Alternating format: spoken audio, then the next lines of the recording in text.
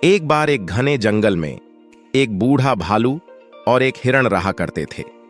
भालू को उसकी बुद्धिमत्ता और ज्ञान के लिए जाना जाता था, जबकि हिरण को उसकी गति और के लिए सराहा जाता। एक दिन हिरण जंगल से भाग रहा था जब उसने नदी के किनारे अकेले बैठे भालू को देखा।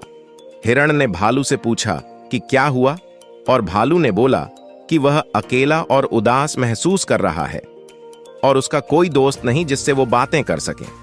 हिरण ने भालू के साथ रहने का फैसला किया और पूरा दिन उसके साथ बातें करने में बिताया। उन्होंने पाया कि भले ही वे अलग थे, पर इसके बावजूद उनमें बहुत सी चीजें समान थीं। समय के साथ हिरण और भालू मित्र बन गए और भालू ने हिरण को जंगल के तरीकों और उसके आसपास के बारे में जागरूक रहने के बारे में सिखाया, जबकि हिरण ने भालू को जंगल की सुंदरता और हमेशा खुश रहने के मंत्र सिखाए। एक दिन हिरण ने देखा कि भालू में बुढ़ापे के लक्षण दिखाने लगे हैं।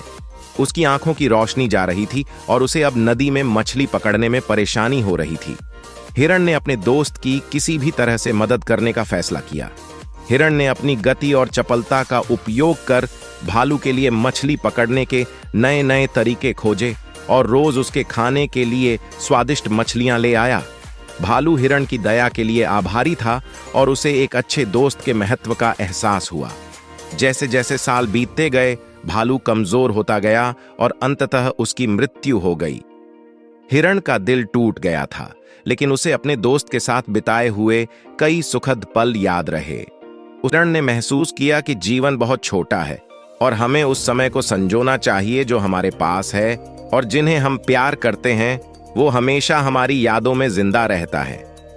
उसने यह भी सीखा कि सच्ची दोस्ती की कोई सीमा नहीं होती है, और चाहे कुछ भी हो जाए, हमें हमेशा अपने सच्चे दोस्तों का साथ मरते दम तक निभाना चाहिए।